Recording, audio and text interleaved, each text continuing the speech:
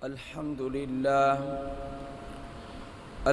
لله نحمده ونستعينه ونستغفره ونؤمن به ونتوكل عليه ونعوذ بالله من شرور أنفسنا ومن سيئات أعمالنا من يهده الله فلا مضل له ومن يضلله فلا هادي له ونشهد أن لا إله إلا الله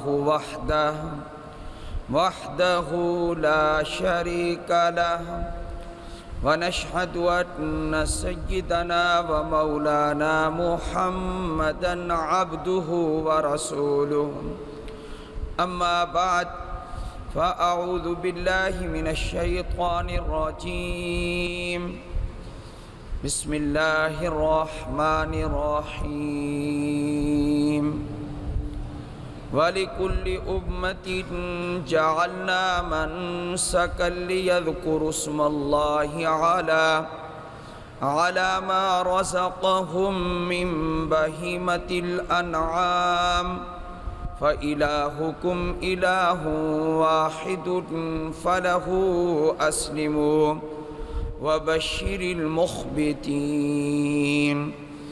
قال النبي صلى الله عليه وسلم سنة أبيكم إبراهيم صدق الله العظيم وصدق رسوله النبي الكريم. اللهم صل على محمد وعلى آل محمد كما صليت على إبراهيم وعلى آل إبراهيم إنك حميد مجيد.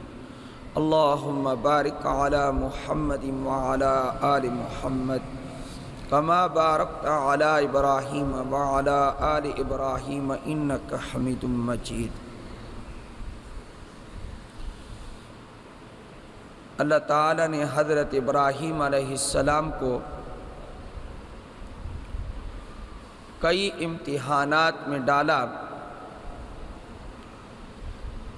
اور ابراہیم علیہ السلام کی کامیابی کا ذکر قرآن پاک میں کر دیا، جس سے ہمیں پتہ چلا کہ انبیاء علیہم السلام خصوصاً اولو العزم پیغمبر اور ان میں حضرت ابراہیم علیہ السلام کی آزمائش اور امتحان بہت کڑا امتحان ہوا ہے۔ حضرت ابراہیم علیہ السلام کا صاحب اولاد ہونا کس عمر میں ہوا ہے، اس کا ذکر بھی قرآن پاک میں ہے۔ الحمدللہ الذی وہب لی علی الکبر اسماعیل و اسحاق۔ سب تعریفیں اس اللہ کے لیے ہیں جس نے بڑھاپے کے باوجود مجھے دو لڑکے، ایک اسماعیل اور دوسرے اسحاق عطا فرمائے علیہم السلام۔ بوڑھے تھے اور آپ کی بیوی جو پہلی تھی حضرت سارہ، اس میں سے کوئی اولاد نہ ہوئی۔ پہلی اور سب سے اکلوتی اولاد حضرت ابراہیم علیہ السلام کی دوسری بیوی حضرت ہاجرہ سے ہوئی۔ حضرت ہاجرہ آپ کی پہلے سے رشتہ دار نہیں ہیں۔ ملک کے عراق کو چھوڑ کر ابراہیم علیہ السلام جب شام کی طرف، بیت المقدس کی طرف ہجرت کر کے جا رہے ہیں تو براستہ مصر جا رہے ہیں۔ مصر میں ایک بادشاہ تھا ظالم، زانی، بدکار۔ اس کی عادت تھی کہ جب کسی مرد کے ساتھ عورت کو دیکھتا، اس کے کارندے اس کو خبر پہنچاتے، یہاں سے ایک مرد گزر رہا ہے، اس کے ساتھ ایک عورت بھی ہے۔ وہ اپنے پاس بلا لیتا اور رشتہ پوچھتا تھا، کیا رشتہ ہے؟ اگر وہ یہ کہہ دیتا کہ یہ میری بیوی ہے تو بیوی چھین لیتا تھا۔ حضرت ابراہیم علیہ السلام کا وہاں سے گزر ہوا، کارندوں نے خبر پہنچائی، بادشاہ نے حکم دیا کہ میرے پاس لاؤ۔ حضرت ابراہیم علیہ السلام سے پہلے پوچھا، جس وقت آپ کی بیوی سارا یہ چچا کی بیٹی ہیں، پہلی بیوی جو سارا ہے یہ چچا کی بیٹی ہیں، تو بادشاہ نے ابراہیم علیہ السلام سے پوچھا، یہ تمہاری کیا لگتی ہے جو تمہارے ساتھ عورت ہے؟ حضرت نے فرمایا یہ میری بہن ہے۔ اس نے کہا تم جاؤ۔ پھر بلایا ابراہیم علیہ السلام کو۔ ابراہیم علیہ السلام حضرت سارہ کو بلایا۔ ابراہیم علیہ السلام نے کہہ دیا، یہ بادشاہ پوچھے گا تو تم نے کہہ دینا ہے کہ میں اس کی بہن ہوں۔ اب بظاہر یہ کذب لگتا ہے، لیکن یہ کذب نہیں ہے، حدیث میں اس کی وجہ موجود ہے۔ فرمایا روئے زمین پر اس وقت دین اسلام کے اعتبار سے میرے اور تیرے علاوہ اس سرزمین پر اور کوئی بھی مسلمان نہیں ہے، لہذا دینی رشتے کے اعتبار سے ہم دونوں بہن بھائی ہیں۔ تو دینی رشتوں کو مد نظر رکھ کر آپ نے مرد عورت کو بہن بھائی قرار دیا کہ ہر مسلمان مرد ہر مسلمان عورت کا بھائی ہے اور وہ اس کی بہن ہے۔ اس کے باوجود اس خبیث نے اپنی خباثت کرتے ہوئے ہاتھ کو بڑھایا۔ حضرت سارہ نے اللہ سے دعا کی۔ بخاری شریف کی حدیث میں ہے اخذا، لفظ اخذا یہ استعمال ہوتا ہے جب سانس گھٹنے لگے، اخذا بنفسہ، سانس دبنے لگے، گھٹنے لگے، اس کا سانس بند ہونے لگا، ایسے کہ موت قریب ہے۔ اس نے کہا کہ میں اپنے اس ارادے سے باز آتا ہوں، تم دعا کرو اللہ مجھے شفا دے۔ حضرت سارہ نے دعا کر دی، اللہ نے اس کو شفا دے دی۔ اس نے سوچا یہ مجھے خیال تھا، دوبارہ ہاتھ بڑھا دیا، ایسے ہاتھ بڑھایا، پھر دوبارہ پکڑا گیا، پھر کہا کہ پھر دعا کرو۔ تو تیسری مرتبہ جا کر اس نے سچی توبہ کی کہ اب میں ارادہ نہیں کروں گا، تم میرے لیے دعا کرو۔ حضرت سارہ نے تیسری مرتبہ بھی دعا کر دی، اور اس نے کہا اپنے کارندوں کو تم میرے پاس عورت لائے ہو، مجھے تو لگتا ہے کچھ جنیاں پکڑ کے لائے ہو۔ اللہ نے عزت محفوظ رکھی۔ جس طرح پیغمبر زنا سے پاک ہوتا ہے، پیغمبر کی بیوی بھی زنا سے پاک ہوتی ہے۔ اللہ حفاظت فرماتے ہیں۔ چنانچہ حضرت ابراہیم علیہ السلام اپنی اس زوجہ کو لے کر آگے سفر کرنے کے لیے تیار ہیں، لیکن کیا دیکھتے ہیں کہ میری بیوی سارہ کے ساتھ ایک اور عورت بھی آ رہی ہے۔ پوچھا یہ کون ہے؟ کہا یہ اس بادشاہ کی بیٹی ہے، یہ اس بادشاہ کی بیٹی ہے۔ اچھا یہ اس بادشاہ کی بیٹی ہے، یہ کیوں آئی ہے؟ کہا یہ آئی ہے میری خادمہ بن کر۔ بادشاہ نے کہا کہ جو میں نے غلط ارادہ کیا تھا اس کا ازالہ میں یہ کرتا ہوں کہ میں اپنی بیٹی کو تمہاری خادمہ بناتا ہوں کہ میرا یہ گناہ اچھے طریقے سے معاف ہو جائے۔ اس بیٹی کا نام کیا تھا؟ اس بیٹی کا نام تھا، بادشاہ کی بیٹی کا نام تھا ہاجرہ۔ یہ ہاجرہ وہ ہاجرہ ہے جو اس بادشاہ کی کیا تھی؟ بیٹی تھی۔ فرمایا یہ بیٹی خادمہ بن کر آئی۔ حضرت سارہ نے کہا میں اس کو اپنی خادمہ بنا کے نہیں رکھتی، میں آپ کو ہبہ کرتی ہوں۔ چنانچہ حضرت ابراہیم علیہ السلام نے ان سے نکاح فرمایا، اور جو اولاد ہوئی ملک شام چلے گئے۔ جو اولاد ہوئی تو پہلی بیوی سے پہلے نہ ہوئی، بلکہ پہلی اولاد، پہلا لڑکا حضرت اسماعیل علیہ السلام کن کے بطن سے وجود میں آیا؟ حضرت ہاجرہ کے بطن سے آیا وجود میں۔ حضرت سارہ نے دیکھا کہ میری اولاد نہیں ہوئی، اس کی اولاد ہو گئی ہے۔ ایک طبعی طور پر بتقاضۂ بشریت ناگواری گزری۔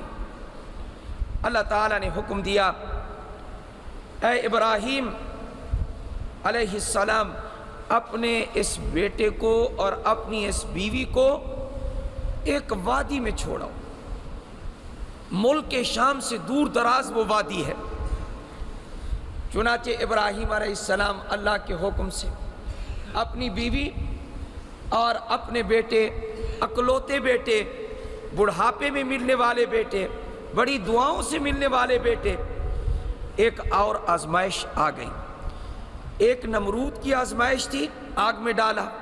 ایک سفر کی آزمائش آپ نے ابھی سنی، ایک اولاد کو اور بیوی کو اپنے آپ سے جدا کرنا اور دور چھوڑ کے آنا۔ ابراہیم علیہ السلام مکۃ المکرمہ بالکل چٹیل میدان تھا، ایک وادی تھی۔ وادی کہتے ہیں جہاں بارش کا پانی کبھی کبھی جمع ہو جاتا ہو، جب بارش آئے۔ ڈھلوان میں ہے۔ آج بھی آپ دیکھیں بسیں جو ہیں ایسے بل کھا کے نیچے اترتے اس وادی میں پہنچتی ہیں۔ ہم کہتے ہیں یہ کب آئے گا بیت اللہ؟ تو نیچے جاتے بالکل ایسے مکۃ المکرمہ کی سب سے زیادہ نشیبی زمین میں اللہ نے حکم دیا وہاں ٹھہرا کے آؤ۔ کوئی ایک گھر بھی تو موجود نہیں تھا۔ ابراہیم علیہ السلام نے چھوڑ دیا، چھوڑ کر واپس آنے لگے تو کہا مجھے اور میرے بیٹے کو ہمیں یہاں چھوڑ کے جا رہے ہو اور اس چٹیل میدان میں چھوڑ کے جا رہے ہو؟ حضرت ابراہیم علیہ السلام نے کوئی جواب نہ دیا۔ عجیب بات ہے، بولتے ہی نہیں، جواب ہی نہیں دیتے۔ پھر پوچھا، پھر کوئی جواب نہیں۔ حضرت ہاجرہ بھی آخر پیغمبر کی بیوی تھی، تو ایک سوال کیا، اپنی مرضی سے چھوڑ کے جا رہے ہیں یا اللہ کا حکم ہے؟ حضرت ابراہیم علیہ السلام نے فرمایا میں اللہ کے حکم سے تمہیں یہاں چھوڑ کے جا رہا ہوں۔ کھجور کا ایک تھیلا ان کے پاس چھوڑا، پانی جو ساتھ تھا وہ چھوڑا، آپ چل پڑے اور زیادہ دیر ان کے ساتھ نہ ٹھہرے۔ جب مڑ کر دیکھا کہ اب جھاڑیاں، اب ایسی صورت سامنے آ گئی ہے کہ وہ مجھے نہیں دیکھ رہے اور میں ان کو نہیں دیکھ رہا، تو حضرت ابراہیم علیہ السلام نے دور جا کر ایک دعا کی، اور وہ جو دعا کی ہے وہ اللہ نے سورہ ابراہیم میں قرآن کریم کے اندر وہ دعا بعین ہی پوری کی پوری بیان فرما دی۔ ربنا، اے ہمارے پروردگار، انی اسکنت من ذریتی بواد غیر ذی زرع، پروردگار میں اپنی اولاد کو ٹھہرا کے جا رہا ہوں ایسی وادی میں جس میں کھیت نہیں۔ کیوں چھوڑ کے جا رہا ہوں؟ عند بیتک المحرم، تیرے عزت والے گھر کے پاس میں چھوڑ کے جا رہا ہوں۔ ربنا لیقیموا الصلاۃ، اس لیے کہ یہ نماز قائم کرتے رہیں۔ وارزقہم من الثمرات، اور یہ بھی دعا کی کہ اے پروردگار فاجعل افئدۃ من الناس تہوی الیہم، کچھ لوگوں کے دلوں کو ان کی طرف مائل کر دے تاکہ یہ لوگ یہاں آتے رہیں۔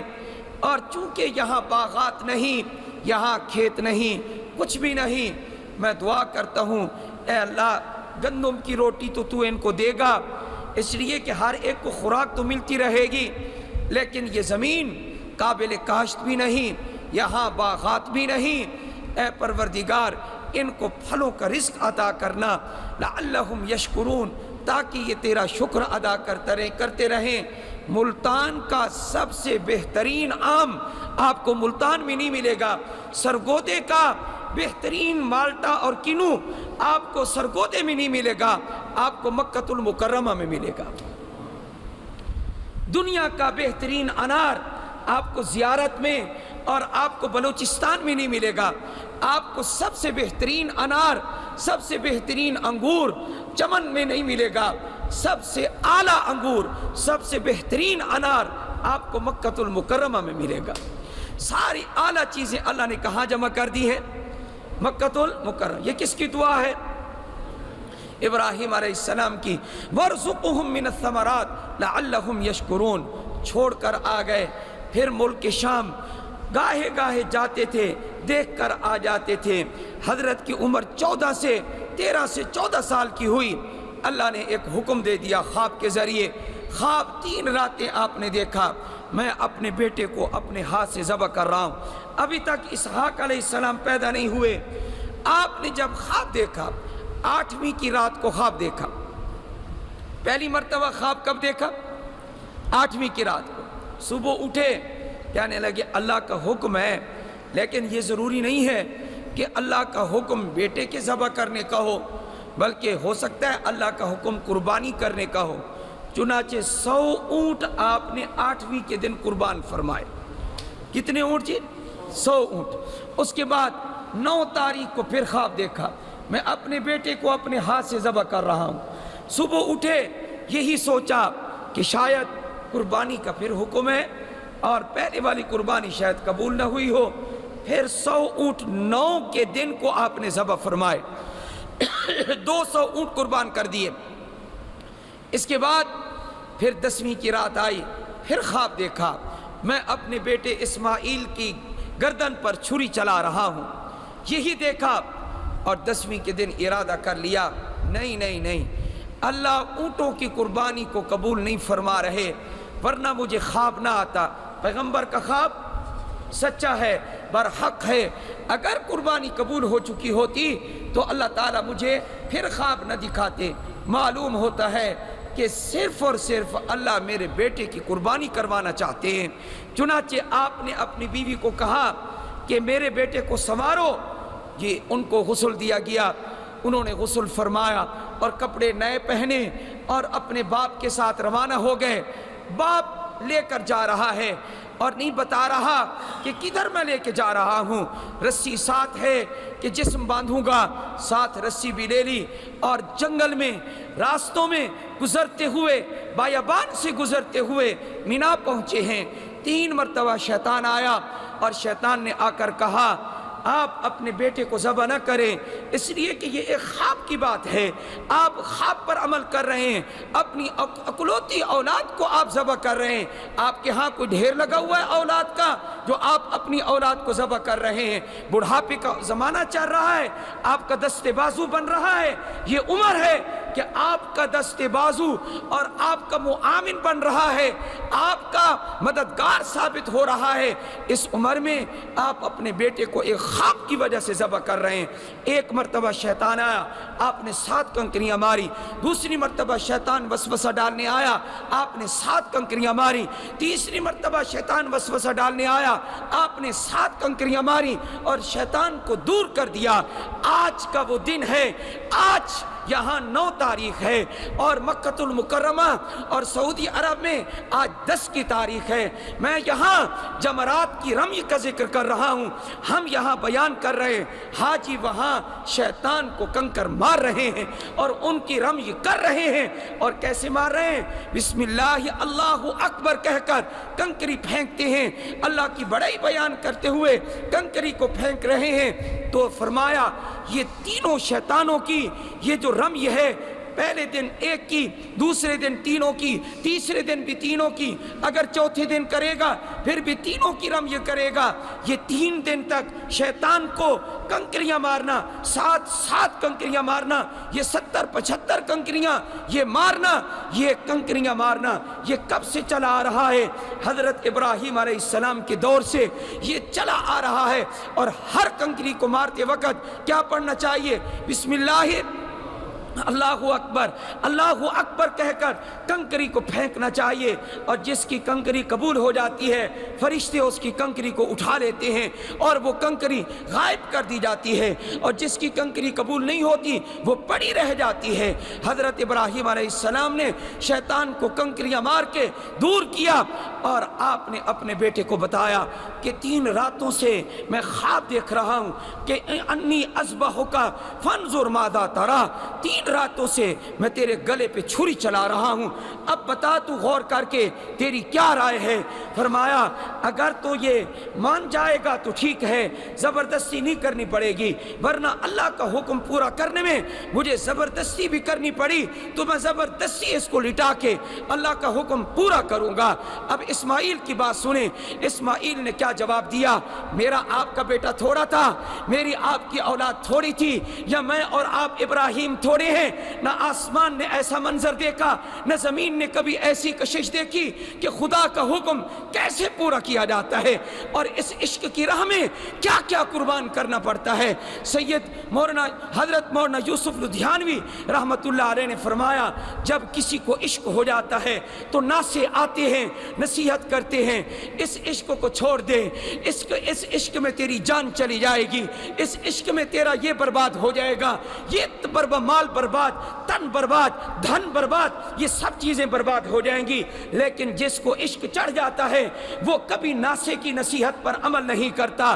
ابراہیم علیہ السلام نے شیطان کو پتھر مارے، اے ناسے تو عشق حقیقی میں رکاوٹ پیدا کرنے آ رہا ہے، میں تو عشق حقیقی، اللہ کا عشق حقیقی، اللہ کی حقیقی محبت کو سچا کر کے دکھاؤں گا دنیا کے سامنے، پتہ چلے گا کہ میں اللہ کا سچا محب ہوں، میں سچا عاشق ہوں، اور اس عشق کی راہ میں نے شیطان کی نصیحت پر عمل نہیں کیا اور میں نے اپنے رب کو راضی کر دیا ہے۔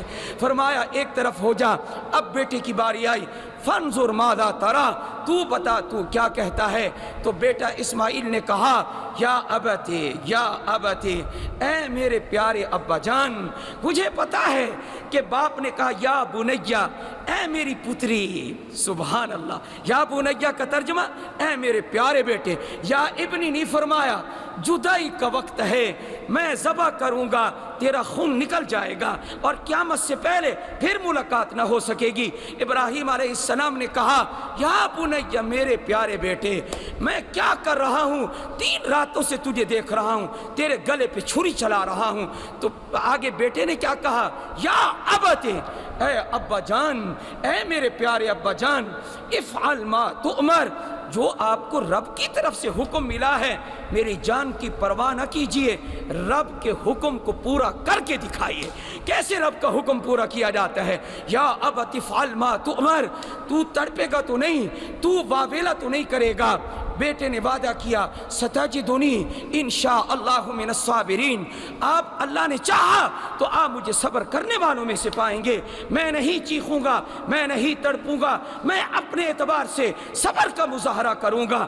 فلما اسلما وتلہ للجبین، جب باپ بیٹا دونوں اللہ کا حکم مان چکے اور کہا کہ مجھے لٹا دیا، لٹانے کے بعد کہا ابا جان چھری چلائیے، جب چھری چلانے لگے تو اللہ نے نحاس قطعۃ من نحاس، غیبی طور پر تانبے کا ٹکڑا گردن پہ رکھ دیا۔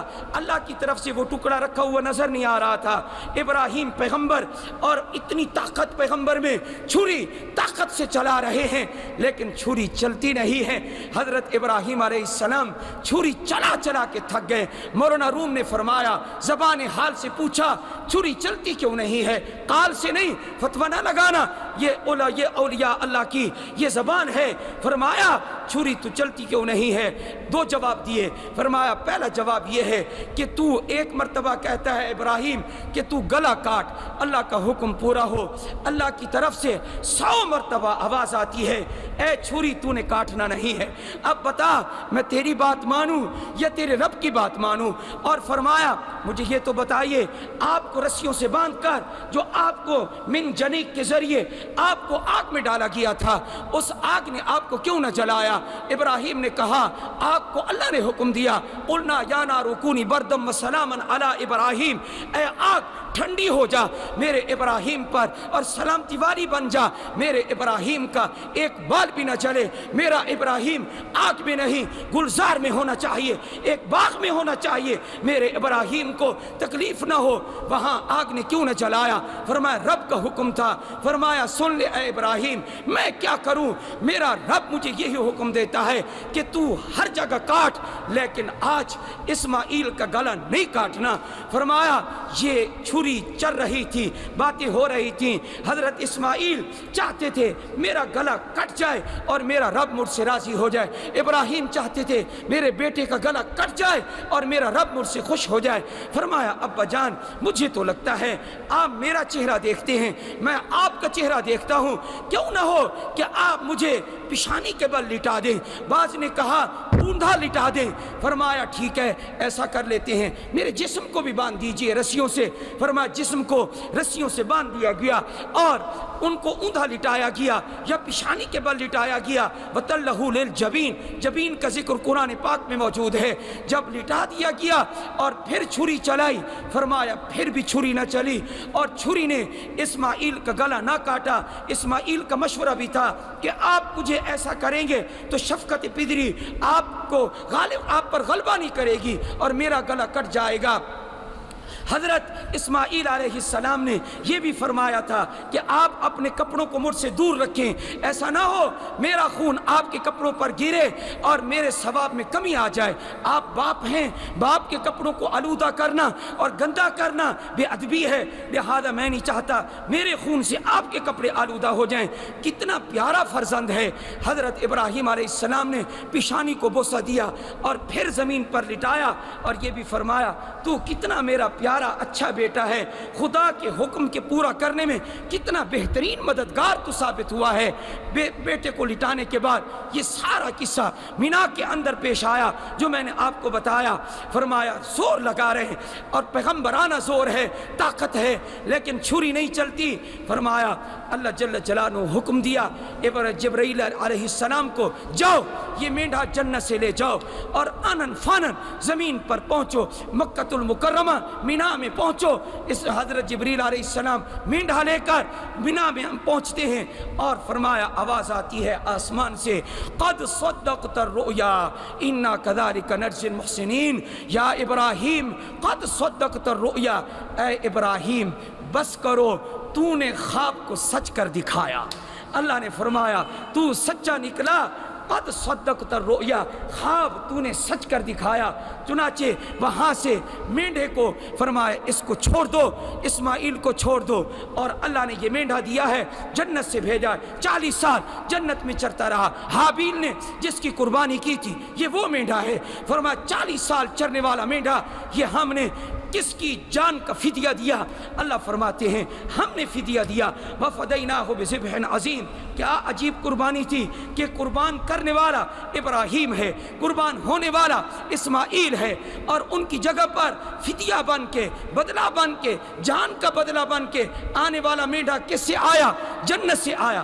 تو جب یہ منظر ہوا فرمایا کہ سب نے یہ پڑھا اللہ اکبر اللہ اکبر۔